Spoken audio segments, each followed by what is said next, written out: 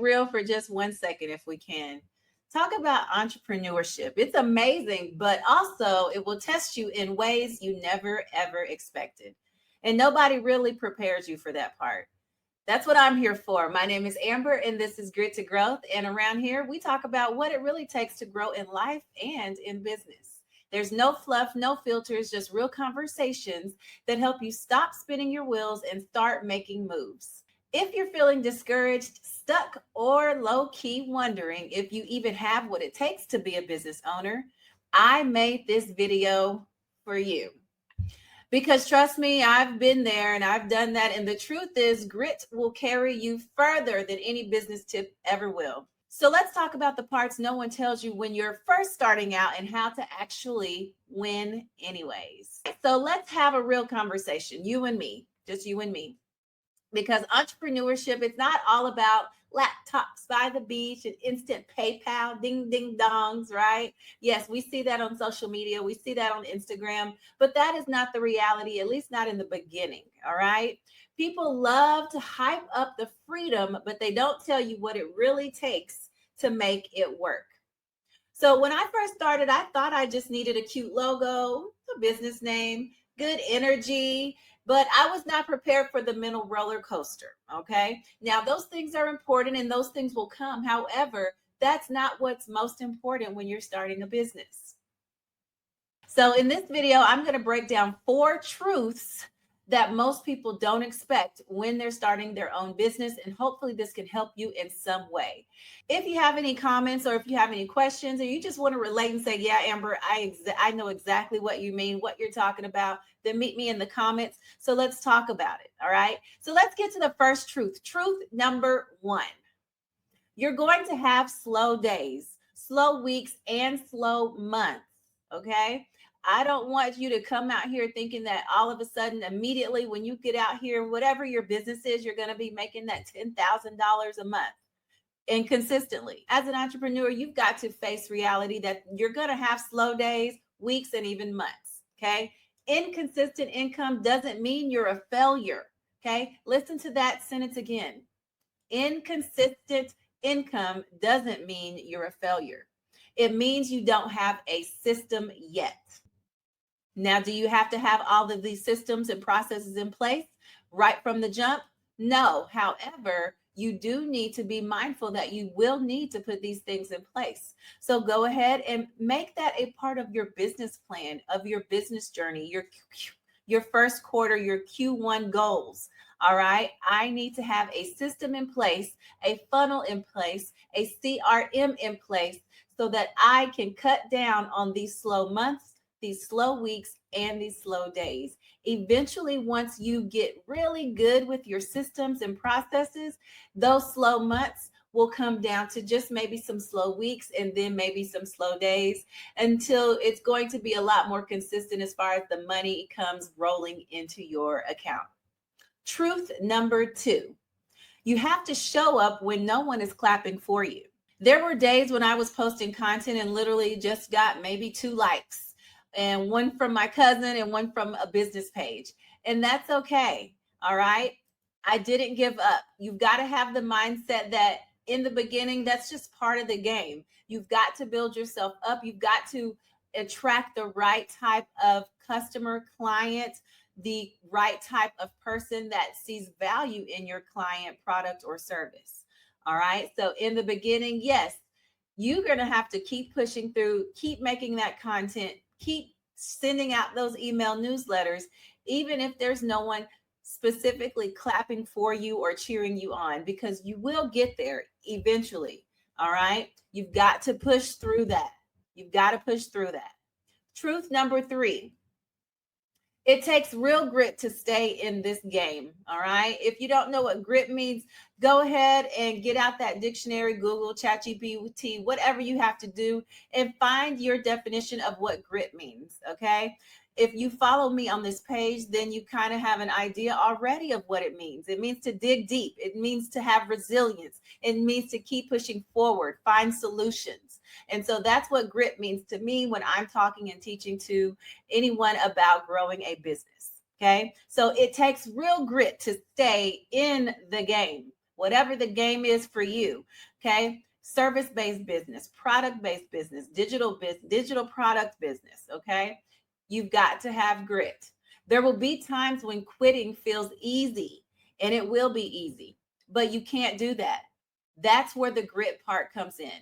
All right. Imagine, I mean, if I just thought about it and all of the times where it was just hard and I could just go back to being a teacher or a counselor because that's comfortable and I have degrees and I can basically find a job tomorrow if I wanted to doing that. But I didn't. I stayed in the game, and then I went ahead and dug deep and stayed consistent, and through grit I got to where I am today running multiple businesses, and I'm just here to model for you that you can do the same. Okay? So don't quit. Don't quit. Revisit your plan, maybe slow down, think about it, but don't ever quit. Just keep going. All right. Truth number 4. Okay. Confidence is built in the doing, not just the planning. Okay. You've got to have confidence. I know people who've been building a website for 6 months, but haven't made a dollar. Okay. They haven't made a dollar from it. You've got to get out there. You've got to build your confidence. The best way to build your confidence is to practice. That's what I tell many of my students and mentees is to go out there and practice talking about your business, talking about your service. Eventually, you're going to be so confident you could talk about your business with your eyes closed. You can talk about your business turned your back to someone. Not that you would actually do that, but you've got to get to where you're so confident you could do it in your sleep. Okay. Now, when I talk about things like building websites, building out your CRM, your funnels, now, of course, it's going to take time, but you've got to also add in that education piece. You need to go learn how to, if you're not going to have the budget or you don't want to pay someone to do it for you, you've got to learn to do these things yourself. I am a person that truly believes that you get more out and you have more confidence when you learn how to do lots of the systems and processes in your business yourself first. Once you have a hold of it yourself, yes, go ahead and hire other people to do it. But if you can and you have the ability, go ahead and learn how to do it yourself. All right, so let's talk a little bit about a mindset shift, what you actually need to succeed.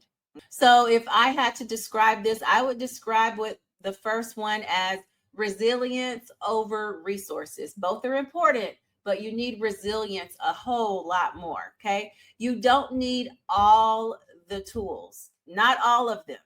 What you need is the discipline to stay consistent with a few set of tools that do all of the jobs.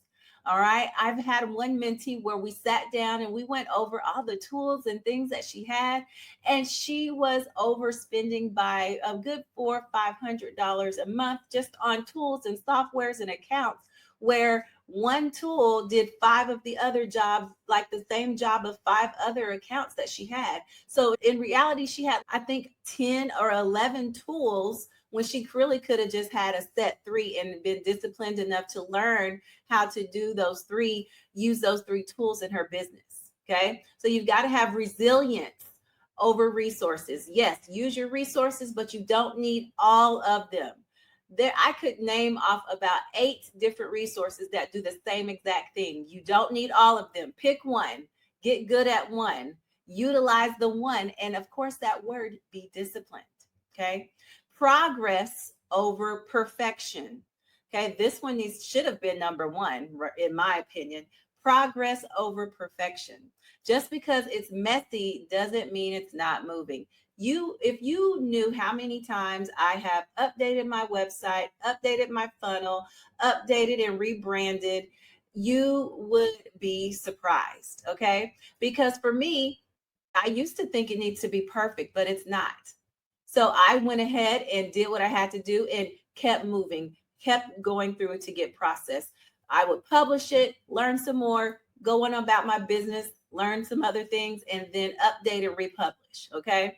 Nothing is ever going to be perfect. You've got to push through. If it's working, it might be messy, but that's okay.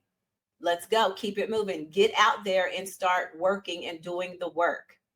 The next one is systems equals sustainability. System equals sustainability. When I stopped winging it and built a real system, that's when things clicked. That's why mindset is step one, but structure is step two. Okay. You've got to have your systems in place so that you can be sustainable. Okay. You don't just wake up and decide, I'm going to post here, I'm going to email here, I'm going to reach out to these people here. You've got to have a plan. You have to have a system. You need to have automations. Otherwise, you're going to get burned out. You're going to miss out on potential clients because you may have reached out to them on this day and forgot to follow up here because you didn't have a system in place. So you've got to get your systems in place so that you can have sustainability. I can remember back to when I was just starting one of my first businesses, which is a notary business, was a notary business. I was doing some things that were working right away. I was reaching all the people. However, my systems weren't exactly fine-tuned. Okay. I had made some connections with a few people and a few businesses in this industry, in the notary industry, but then they never followed up, or there's a few that wouldn't use me again. And I couldn't figure out why. Okay. That was in my mind. That was one of those times where it would have been easy for me to quit, but I didn't. So what I realized was, okay, I need to have a system for when they say no, or when they say maybe next time, or when they say I'll get back to you. I didn't have a system in place for that. And so that's what I realized, that is the key to reconnecting with that prospect customer or client and getting back in and getting in their realm of, if that makes sense. All right. When they see you and they hear you consistently, then when it is time for them to use you or they need you, then they can reach out to you.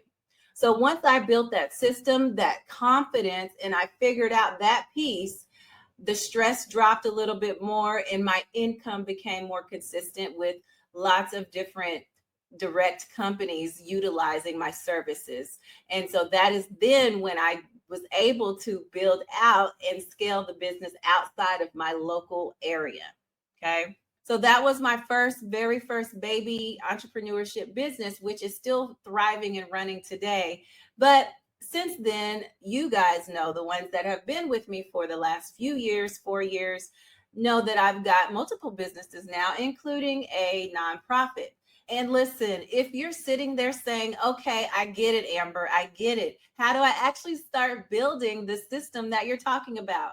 How do I do it? I've talked about it quite a few times, but I'm going to make it easy for you. I got you. I did create something called my sales cycle roadmap. It is here. It is thriving, and we've already got lots of success with it from some of my direct clients that I've already been working on small group with and some one-on-ones with. Okay. It's the exact same step-by-step guide I wish I had when I started. It walks you through how to build a sales process that works, even on the slow days. So I'll drop that link down below if you want to take a look at it and just see what I have going on there. If you're in this for the long haul and you're tired of feeling like you're spinning your wheels, this is your time. This is your time. I want you to comment below and tell me what's one thing you weren't prepared for when you started your business? Doesn't matter what business. I don't care what business is. I always want to hear from you. What's the one thing you weren't prepared for when you started your business? I'll see you guys in the comments. Have a great rest of your day.